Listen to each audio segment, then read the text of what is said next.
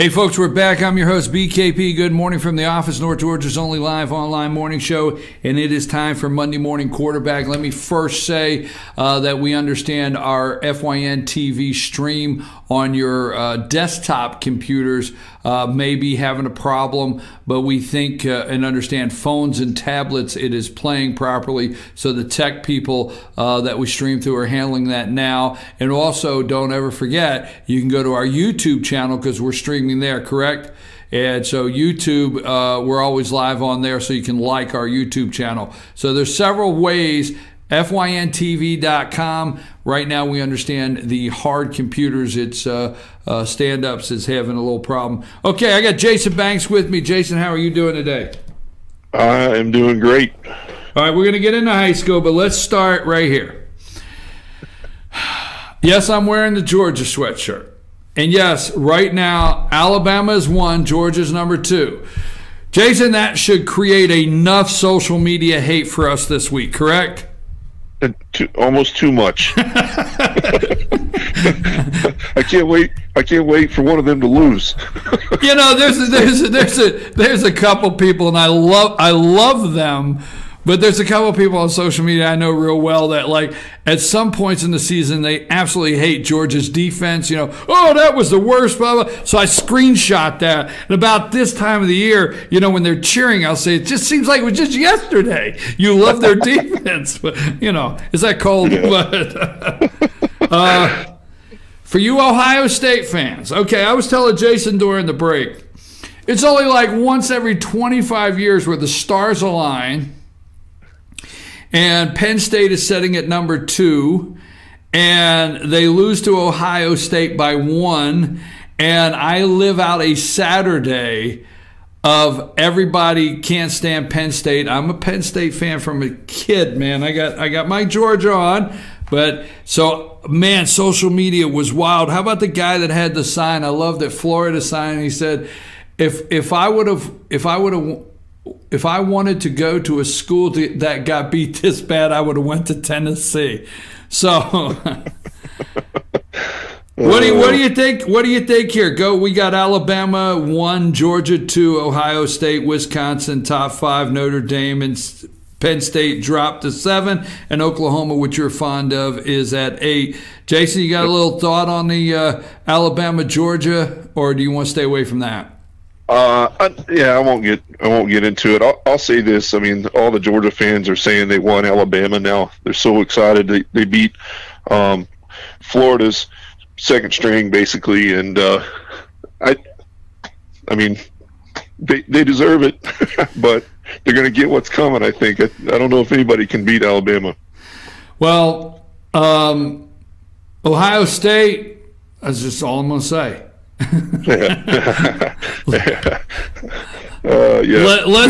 Let's move into some less contentious area, okay? Before we get to high school, Saturday, folks, Team FYN Sports, your hosts. I arrived down here at Huff Mosley Stadium at Gilmer and started with 6-year-olds at 9 o'clock and ended with 11-year-olds, Jason, at 6 o'clock at night. Thank God I like the Park and Rec department down here, but we love the kids, and we got the Super Bowl. We got the Super Bowl this coming Saturday in Fannin, do we not? Yeah, we do. I'm excited about that 7U showdown between Fannin and Gilmer. They both won big this weekend, and they're really good. But yeah, we got Super Bowl, so we'll be out there all day Saturday, tweeting from the sidelines. And Fannin has the 10-year-olds going. I mean, there's a couple going to the Super Bowl, folks. Jason Banks is going to have every update from this past weekend. Going to have the highlights of the Super Bowl. Everybody for the Park and Rec teams from 6 and under all the way up to 11. That'll be at Fannin. Is that at the high school Saturday? Is that where they play? So that's right. Come out and watch some great football, little kids. It's a lot of fun instead of these big grown men that get millions of dollars, these kids are out here having fun. You can enjoy it from 6 years old to 11. Fannin Rebels High School right there at the stadium, the Super Bowl this Saturday. What time does it start? Does it start at 9 o'clock like it did this past? I believe it does. I'll have to double check, but I'm pretty sure it starts at 9. Go to FetcherNews.com and find it on our website later today. Jason will have everything up there. Now we're going to move over to high school. I just want to make a brief note. It's the Smoky Mountain 1A football standing. I know for you in Georgia, you don't keep up with it, but FetcherNews.com is in Cherokee County, North Carolina, and that division is shaping up to be interesting. Cherokee is 5-0, Swain is 5-1, Murphy is 4-1, and then Robbinsville gets down to 2-3, Rosman 1-4, Hayesville 1-4, and Andrews 0-5. But those top three, Cherokee, Swain, and Murphy, and I know week before last, Murphy lost to Swain, but only 2 points or something like that. So that's right. This upcoming Friday, folks, we're going to be on the sideline. This is going to be the Team FYN Sports game of the week.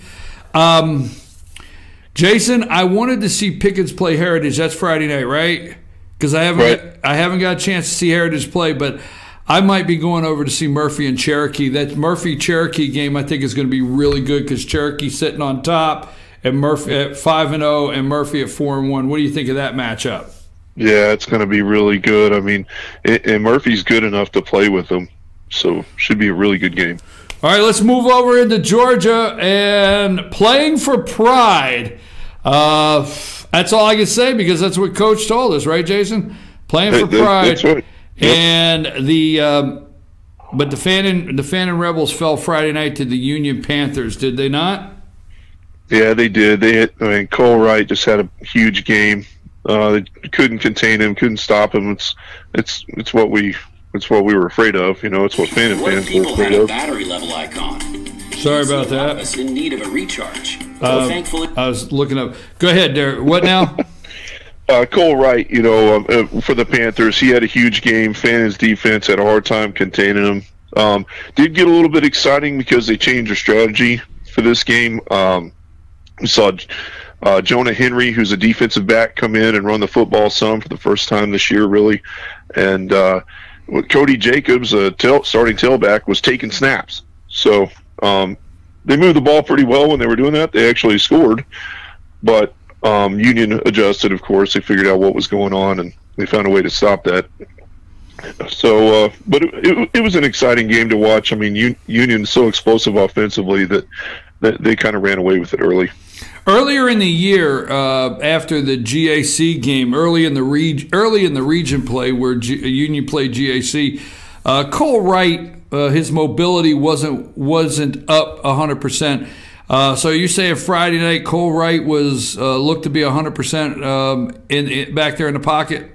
Yeah, I didn't see any signs that he was hurt at all. So he looked great. Well, what about this coming Friday night with East Hall? I mean, Fannin's playing for pride, and they went down on that one, and I think the Lumpkin game just took the wind out of their sails. Just me, but you were on the sideline. What about East Hall this Friday night? East Hall's got a really good offense, but they lost. They lost to North Hall this week. Right. So, yeah. So who knows? I mean, last game of the year should be a good one. Well, that puts Greater Atlanta Christian. This is 3A Region 7 football in Georgia. 3A Region 7, Greater Atlanta Christian 5-0, Dawson County 5-0, North Hall 4-2, East Hall 2-3. So that should be a good game Friday night. And then you got Lumpkin, Union, and Fannin sitting at the bottom. Lumpkin 1-4, Union 1-4 in the region. And this upcoming Friday night, Lumpkin plays Union, but although they had a great game against Fannin, they can't take Lumpkin for granted, can they, up there? No, I don't think it'd be very wise. I mean, we know that Lumpkin likes to control the possession, control the clock.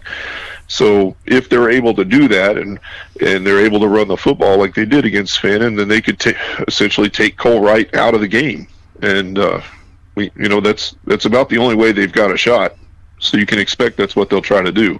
I think they threw 5 passes against Fannin, so expect that they probably will not throw the football against Union either. So Folks, we will keep you up. I mean, if Fannin goes 0-6 at the bottom of the region this year, obviously there's going to be some discussion after the season of the program itself. It would be my suspicion. I don't know anything, but wouldn't you agree that there has to be a coming to the table and assessing where the program's at if they go 0-6 in the region? Yeah, I mean, I expect that they probably would. You know, I mean, it'd be hard not to. I mean, be hard. They probably will, but I don't know. Like I'm like you, I don't know that though. You know. Well, folks, this week on Friday nights, we will be having Friday nights this week. All of our shows at 7:00 will be senior night. They will all be senior night, and we'll highlight as many seniors as the coaches bring. What? No, Fannin's next week. Oh, okay. All right. Well, they tell me what's happening after. I mean, just could you guys keep me in a loop? Just let me know. Sure. And Sam's over there saying we told you 3 times. I already know. Did the whole world hear that? Okay. Anyhow, Pickens versus Heritage, Friday night. Yes, Pickett. Pickens did beat up, which that's what we'll go with that. They beat up on LaFayette pretty good Friday night with a 62-7 win, and I think they just had to make a statement after coming off that 55-21 loss. I think they had to make a statement 62-7 against LaFayette, and they play Heritage, and this is actually their play-in game for them, is it not? Yeah, this is it. This is it. They need to win this one. Is that where that stands? Is they need to win this one to get in? Got to. Yep. Have to beat Heritage. Good enough. I think they probably are good enough to do that, and should be a good game. Heritage really good though. Well, we're looking at, and this is Quad A Region 6, Quad A Region 6 high school football in Georgia. Ridgeland sitting at top 5-0, and Friday night did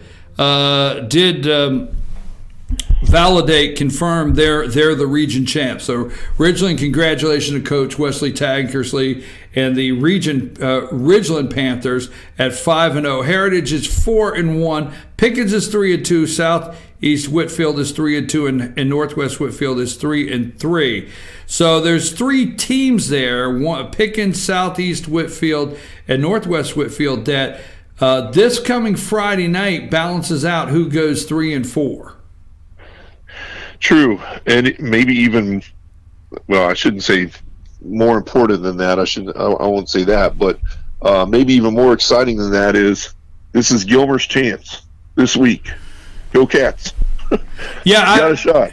I was going to get to that, but let me ask you a question. If you could do me a favor by this Friday, every Friday morning at Blue Jeans Pizza in Blue Ridge, we end the show. Jason and I take about 15 minutes and look at Friday night, and we make our predictions there. But do me a favor, look into the Ridgeland Heritage Pickens, and we'll talk to Coach. The Pickens, Southwest Whitfield, Northwest Whitfield, because if they lose the Heritage, the Northwest Whitfield, or if they lose the Heritage, that 3-3. I'd like to see if they end up 3-3. What the balance is, what happens there. Yeah, right. I'm not sure, but I'll find out. Because I don't remember who Heritage lost to, and if that loss is obviously to Ridgeland. It is. If that loss is obviously to Ridgeland, and Northwest is at 3-3. But anyhow, they have to win tonight against Friday night against Heritage. You brought it up. I'm going to say it, folks. This is we'll call this our Super Bowl of the year right here. Gilmer, Lafayette, right? 0-5, 0-5. Both of these teams are 0-5. Gilmer did score 2 touchdowns against Ridgeland. Wasn't a fourth quarter, but against Ridgeland this past Friday night.